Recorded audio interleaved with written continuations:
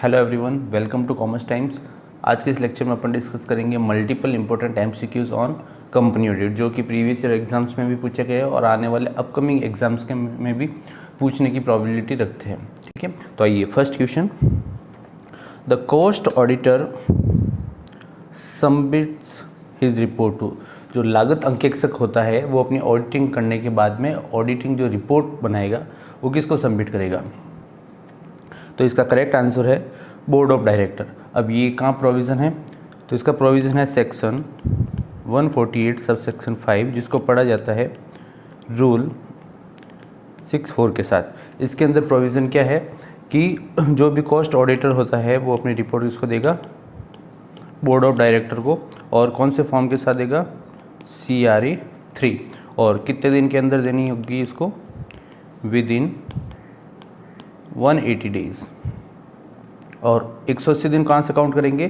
Financial year close होने के तुरंत बाद के, end of financial year. Okay, next question पे। सेकेंड क्वेश्चन है, the first auditor of the company shall be appointed by the board of director with in. जो पहला अंकेक्षक होगा वो कब अपॉइंट किया जाएगा?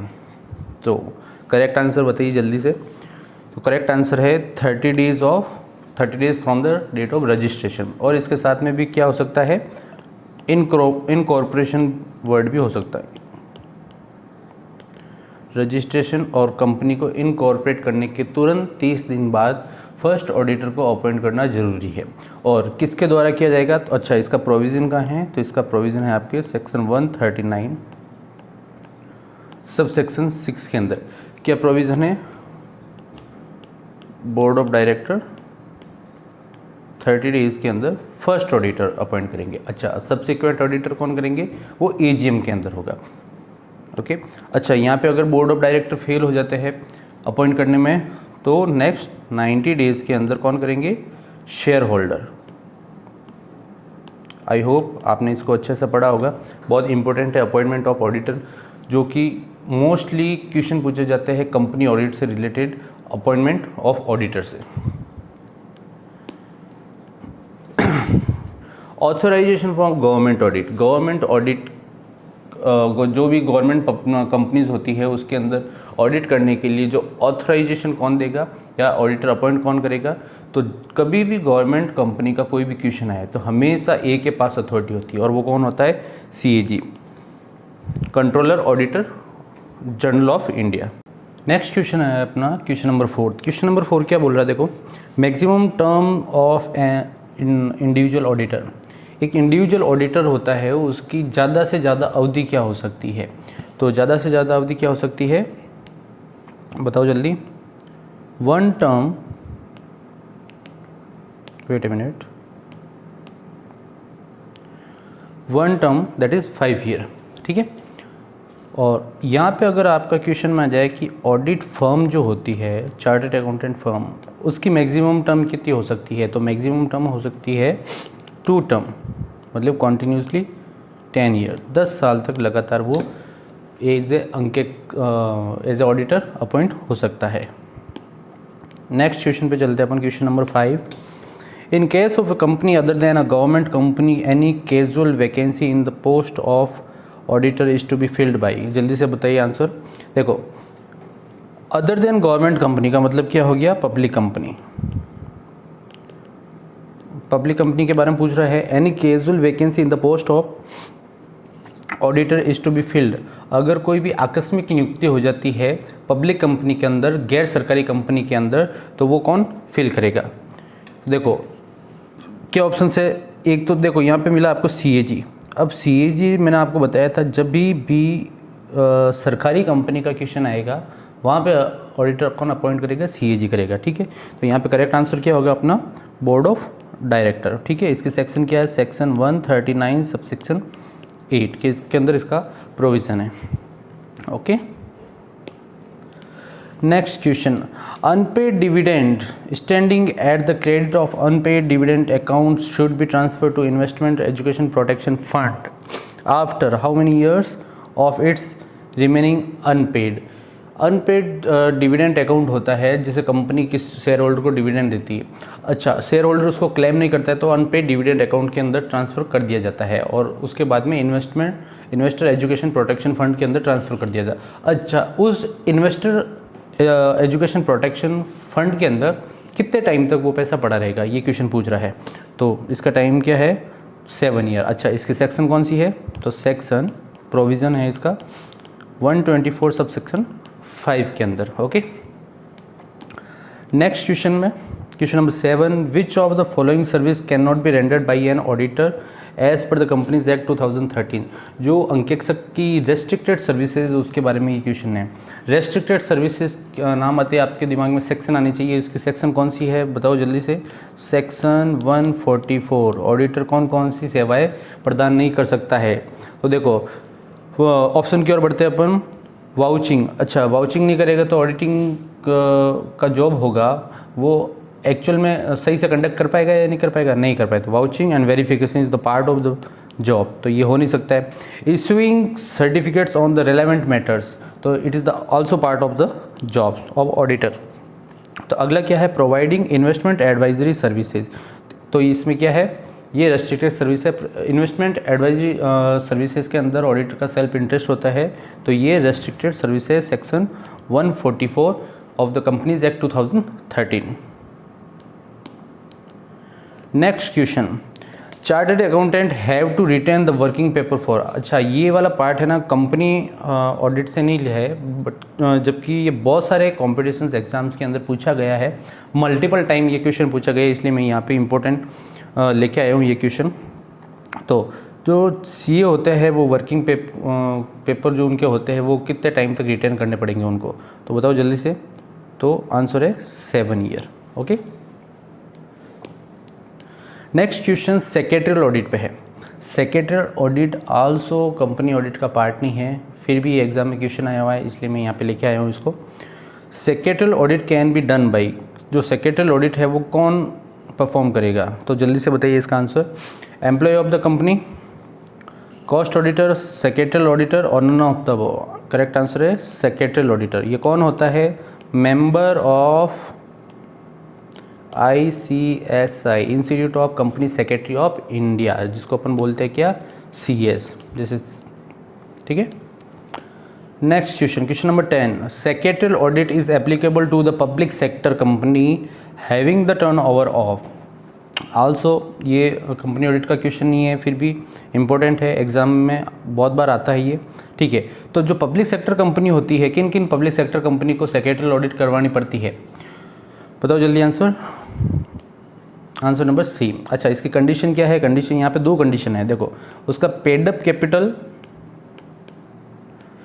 कितना होना चाहिए, 50 CR, 50 करोड़ से ज़्यादा होना चाहिए, प्लस जो इसका टर्नओवर है, टर्नओवर कितना होना चाहिए, 250 CR और मोर, 250 करोड़ से ज़्यादा इसका टर्नओवर है, तो प्रत्येक पब्लिक सेक्टर कंपनी को क्या करवानी पड़ेगी, सेक्रेटरियल ऑडिट करवानी पड़ेगी। Okay, statutory auditor is appointed by the share holder in the कौन से मीटिंग में, स्टैट्यूटरी ऑडिटर। अच्छा, स्टैट्यूटरी ऑडिटर होता क्या है, देखो एक तो होता है कंपनी के अंदर जो फर्स्ट ऑडिटर अपॉइंट होता है और उसके बाद में होता है सारे सब्सिक्वेंट ऑडिटर, बाद के ऑडिटर। तो जितने भी बाद के ऑडिटर होते हैं वो सारे क्या कहलाते हैं, स्टैट्यूटरी ऑडिटर। तो यहाँ पे स्टैट्यूटरी ऑडिटर का कोई अलग से मीनिंग नहीं है, जो वैधानिक अंकेक्षक होता है वो सारे बाद के जनरल मीटिंग के अंदर अपॉइंट किया जाता है, वो सारे के सारे ऑडिटर रहता है। तो कहाँ अपॉइंट करेंगे, जर्नल मीटिंग के अंदर, ठीक है। अब इसकी सेक्शन कौन सी, कहाँ प्रोविज़न इसका, सेक्शन 139 सब सेक्शन। अच्छा, हालांकि आपको सब सेक्शन याद रखने की ज़्यादा ज़रूरत नहीं है, बट सेक्शन हमेशा जरूर से याद रखना। मोस्टली कंपनी ऑडिट के केस में, कंपनी ऑडिट के केस में डायरेक्टली सेक्शन से क्वेश्चन पूछे जाते हैं कि ये कोई भी सेक्शन दे देंगे आपको और ये सेक्शन कौन से प्रोविज़न से रिलेटेड है, ठीक है। तो इसकी सेक्शन क्या है, सेक्शन 139 1, ठीक है, स्टैट्यूटरी ऑडिटर। ओके, नेक्स्ट पढ़ते हैं अपन। Statutory auditor can be removed by, जो भी वैधानिक अंकेक्षक होता है उसको कौन हटा सकता है, तो ऑब्वियसली कौन हटा सकते हैं, शेयर होल्डर हटा सकते हैं। अब शेयर होल्डर कैसे हटा सकते हैं, देखो यहाँ पे बहुत भी कंफ्यूजिंग है, बहुत सारे लोग हैं ना बोर्ड ऑफ डायरेक्टर को क्या मान लेते हैं, करेक्ट आंसर मान लेते हैं। अब इसमें प्रोविज़न क्या है, अच्छा पहले सेक्शन की ओर बढ़ते हैं। तो सेक्शन कौन सा है इसका, सेक्शन 140, ठीक है, removal and resignation of the auditor. अब इसमें प्रोविज़न क्या है, बोर्ड ऑफ डायरेक्टर क्यों नहीं हो सकता, क्योंकि इसके अंदर लिखा गया है, जो पहला स्टेप होता है इसके अंदर क्या है कि बोर्ड मीटिंग होगी और उसके अंदर क्या होगा, BR पास करना पड़ेगा, ठीक है। और BR पास करके सेकेंड नंबर है जो सेंट्रल गवर्नमेंट की यहाँ पे अप्रूवल जरूरी है। जो केंद्रीय सरकार है MCA से आपको अप्रूवल लेनी पड़ेगी, और अप्रूवल लेने के बाद में जो शेयर होल्डर है वो डिसाइड करेंगे। वो डिसाइड कैसे करेंगे, वो एक स्पेशल रिजोल्यूशन पास करेंगे 75% और मोर वोटिंग करके कि इस अंकेक्षक को ऑडिटर के पद से हटाना है, ठीक है। तो ये इसका पूरा प्रोविज़न है।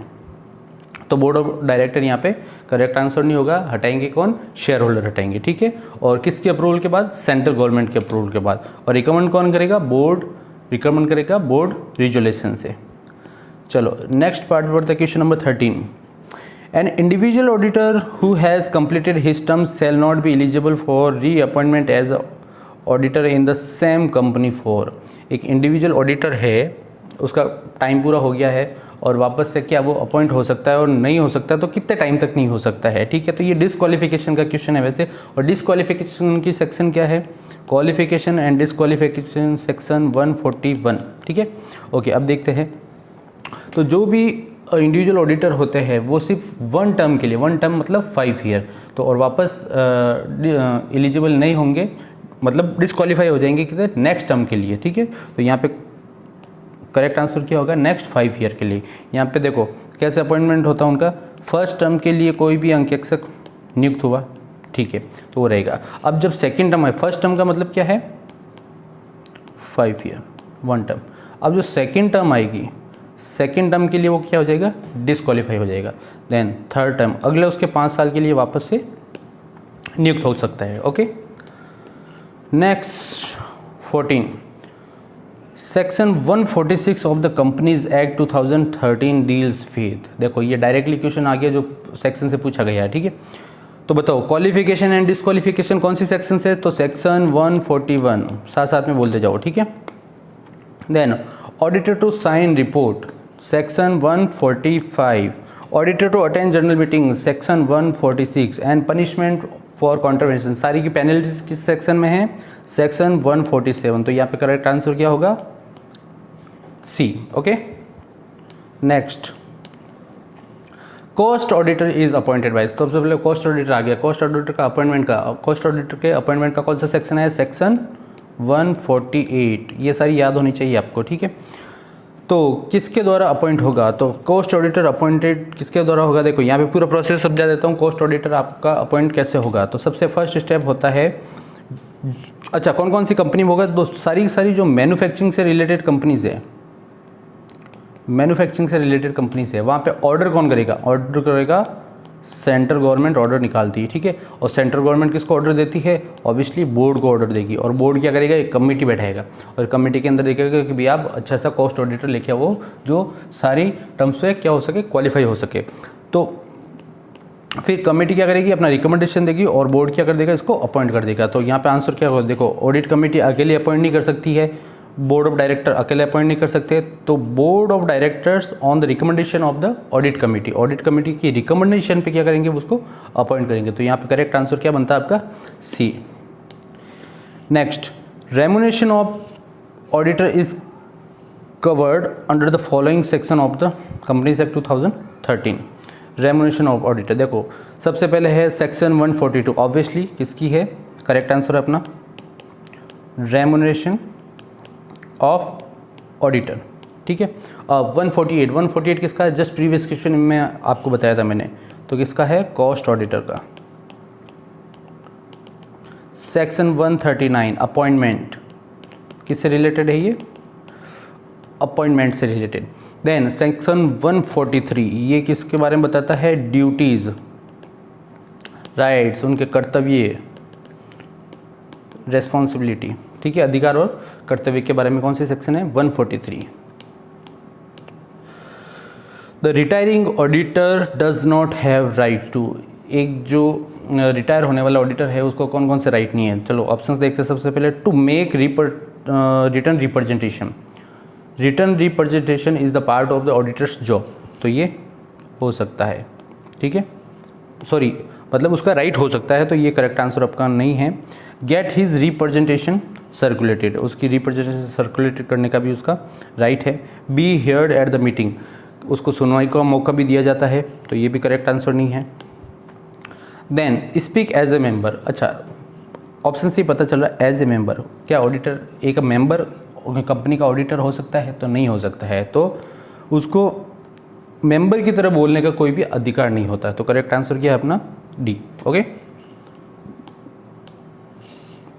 Question number 18, if no auditor are appointed and reappointed at the annual general meeting of the company,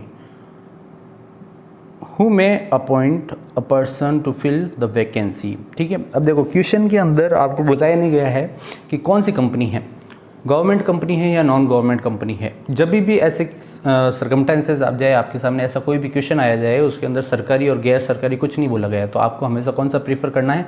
गैर सरकारी, मतलब पब्लिक कंपनी के बारे में वो क्वेश्चन पूछ रहा है। ठीक है, देखो अब इसके अंदर क्या है, क्वेश्चन क्या पूछ रहा है, एक एनुअल जनरल मीटिंग हुई, इसके अंदर कोई भी अपॉइंटमेंट नहीं हुआ और जो पुराना ऑडिटर है वो रीअपॉइंट नहीं हुआ, तो वो वैकेंसी अब कौन फिल करेगा? तो जल्दी से बताइए आपका आंसर। Board of director? नहीं नहीं नहीं नहीं नहीं, तो कंपनी जनरल मीटिंग में तो वैसे अपॉइंट हुआ ही नहीं और रीअपॉइंट हुआ ही नहीं, तो यहाँ पे क्या करेक्ट आंसर रहेगा आपका? Central government. ठीक है, ये अच्छे से ध्यान रखना। और प्लस यहाँ पे कैजुअल वैकेंसी नहीं है, सारी की सारी casual vacancy non government company के अंदर बोर्ड ऑफ डायरेक्टर फिल करता है, तो यहाँ पे आप गलत आंसर मत दे देना, कैजुअल वैकेंसी नहीं है यहाँ पे जनरल मीटिंग के अंदर ऑडिटर को अपॉइंटमेंट नहीं मिला या रीअपॉइंट, जो पुराना ऑडिटर है वो रीअपॉइंट नहीं हुआ, तो ऐसी सिचुएशन में क्या करती है जो सेंट्रल गवर्नमेंट है, केंद्रीय सरकार, MCA ministry of corporate affairs, वो क्या करता है अपने उस कंपनी के अंदर ऑडिटर अपॉइंट करता है, और उसका टर्म कितना रहता है? कंक्लूजन ऑफ नेक्स्ट एजीएम, जब तक कि अगला स्टैट्यूटरी ऑडिटर अपॉइंट नहीं हो जाता है। ठीक है, नेक्स्ट पार्ट पे बढ़ते हैं अपन। In case of the board of director fails to appoint first auditor within 1 month of its incorporation, the may appoint the first auditor. अगर बोर्ड ऑफ डायरेक्टर कंपनी के इनकॉर्पोरेशन के अंदर 1 महीने के अंदर फर्स्ट ऑडिटर अपॉइंट नहीं कर पाते हैं, तो उस कंडीशन के अंदर क्या क्या प्रोविजंस है इसके बारे में पूछ रहा है, कौन अपॉइंट करेगा? तो सेक्शन कौन सी है इसका प्रोविज़न? सेक्शन 139(6) फर्स्ट ऑडिटर के बारे में पूछ रही है। ठीक है, देखो क्या बोल रहा है, चेयरमैन ऑफ द कंपनी नहीं, MD कर नहीं सकता है, तो member of the company in the general meeting. देखो फर्स्ट ड्यूटी किसकी होती है? बोर्ड ऑफ डायरेक्टर की होती है, कितने दिन के अंदर? 30 दिन के अंदर। इनकॉर्पोरेशन और रजिस्ट्रेशन दोनों वर्ड आ सकते हैं उसके अंदर। ठीक है, अगर ये फेल हो जाता है तो कौन करेंगे? Share holder. किसके अंदर करेंगे? जनरल मीटिंग के अंदर, और कितने दिन के अंदर? 90 डेज। ये डेज ध्यान में रखना। ठीक है, ओके, नेक्स्ट पार्ट पे पढ़ते हैं अपन। On appointment of subsequent auditor the company must give intimation within the 7 days of the such और अपॉइंटमेंट टू। अच्छा, ऑडिटर को अपॉइंट कर दिया है और 7 दिन के अंदर किस किस को इंटीमेशन देना पड़ता है या किसको नोटिस देना पड़ता है, उसके बारे में क्वेश्चन पूछा गया है। तो BOD नहीं हो सकता है, रजिस्ट्रार ऑफ द कंपनी नहीं, जो जिस ऑडिटर को अपॉइंट किया है उसको 7 दिन के अंदर अंदर एक लेटर भेजना पड़ेगा कि हाँ भाई साहब, या उसको बोल सकते हैं अपॉइंटमेंट लेटर कि भाई साहब आप आ जाओ और अपने ऑडिटिंग का काम कर लो इस कंपनी के अंदर। ठीक है, तो करेक्ट आंसर क्या है? द ऑडिटर सो अपॉइंटेड, जिस ऑडिटर को अपॉइंट किया गया है उसको 7 days के अंदर इंटीमेशन कंपनी के द्वारा भेजना जरूरी है। Okay, example of the casual vacancy are the arising due to. Casual vacancy क्या होती है? आकस्मिक नियुक्ति। अच्छा, नॉर्मल भाषा में बोले तो कैजुअल वैकेंसी क्या होती है? कोई भी एक ऑडिटर अपॉइंट हुआ है, एक टर्म के लिए अपॉइंट हुआ है, और उस टर्म के अंदर बीच में कुछ भी ऐसे रीजंस हो गए, उसको अपना ऑफिस छोड़ना पड़ा, तो वहाँ पे क्या हो जाएगी? एक वैकेंसी अराइज हो गई, जिसको अपन क्या बोलेंगे? Casual vacancy. अब वो कौन कौन से रीजन से हो सकती है? Resignation of the auditor, yes हो सकता है। डेथ ऑफ ऑडिटर, ऑडिटर ही मर गया तो क्या करेंगे? फिर डिसक्वालिफिकेशन ऑफ द ऑडिटर। अच्छा, दिमाग में आया होगा कि डिसक्वालीफाई अगर ऑडिटर है तो अपॉइंट क्यों किया? तो कुछ कंडीशंस ऐसी होती है जिसके अंदर ऑडिटिंग के टर्म्स के अंदर ऑडिटर क्या हो सकता है? डिसक्वालीफाई हो सकता है। ओके, फॉर एग्जांपल, अच्छा ड्यूरिंग द ऑडिट उसके अंदर क्या हो गया? कंपनी के अंदर कोई सेल्फ इंटरेस्ट हो गया, उसको अपना ऐसा कंपनी के अंदर ऐसा ट्रांजैक्शन हो गया जिससे उसका क्या हो रहा है, ऑडिटर का फ़ायदा हो रहा है, तो वो क्या है, एक part of the disqualification of the auditor. तो यहाँ पे करेक्ट आंसर क्या है, ये सारी की सारी सिचुएशन है जहाँ पे कैजुअल वैकेंसी अराइज हो सकती है। Next question, question number 22, if no auditor are appointed and reappointed ये क्वेश्चन, हाँ ये क्वेश्चन रिपीट हो गया है। Next question, failure to give notice regarding the filing of the casual vacancy to the central government is an offence punishable with fine. Who of the following are persons to whom such fine can be imposed? Casual vacancy हुई, casual vacancy को अपन ने fill कर दिया, auditor appoint कर दिया और उसका intimation central government को नहीं दिया, तो यहाँ पे क्या पड़ेगा, जुर्माना पड़ेगा, सज़ा मिलेगी, और किन किन को सज़ा मिलेगी ये क्वेश्चन में पूछ रहा है। तो director, company, every officer of the company, और कंपनी और every officer of the company. तो यहाँ पे बोर्ड ऑफ डायरेक्टर को कभी सज़ा नहीं मिलेगी, तो किसको किसको मिलेगी, कंपनी को भी मिलेगी और कंपनी के सारे जो अधिकारी है उनको मिलेगी, ठीक है। तो यहाँ पे करेक्ट आंसर क्या है, डी, मतलब ये दोनों ही है, बट ऑप्शंस के अंदर क्या पूछा गया है, कंपनी और every officer of the company, ठीक है। Next question, question number 24, how long, most important question, how long a audit firm can be a auditor, मतलब एक कितने समय तक एक ऑडिट फर्म है जो वो ऑडिटर रह सकती है, अंकेक्षक के पद पे रह सकती है। तो जो इंडिविजुअल ऑडिटर होता है वो कितने साल तक रहेगा, सिर्फ 5 साल के लिए, एक टर्म के लिए, ठीक है। और जो फर्म होगी वो कितने टाइम के लिए रहेगी, कंटिन्यूसली 2 टर्म्स के लिए, मतलब 10 साल की रह सकती है। तो आंसर क्या रहेगा यहाँ पे, 10 ईयर, ठीक है। Next, how many maximum audit an auditor can hold, एक जो ऑडिटर होता है वो ज़्यादा से ज़्यादा कितने ऑडिट कर सकता है, कंपनी ऑडिट। तो आंसर क्या आपका 20, ठीक है। यहाँ पे देखो, जो इंडिविजुअल ऑडिटर के, एक होता है इंडिविजुअल ऑडिटर और एक होता है ऑडिट फर्म होती है।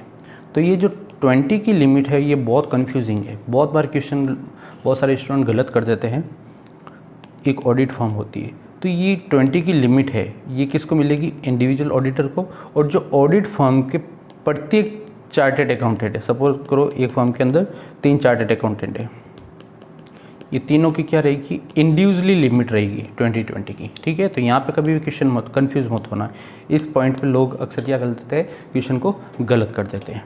चलो ठीक है, तो कैसे रही आज की क्लास, अगर आपको बहुत अच्छी लगी है तो इसको ज़्यादा से ज़्यादा शेयर कर दीजिए, ताकि क्या है, जो भी कॉम्पिटिटिव एग्ज़ाम्स में अभी प्रिपरेशन कर रहे हैं जूनियर अकाउंटेंट के स्टूडेंट, उनको ये सारी वीडियोस मिल सके, ठीक है।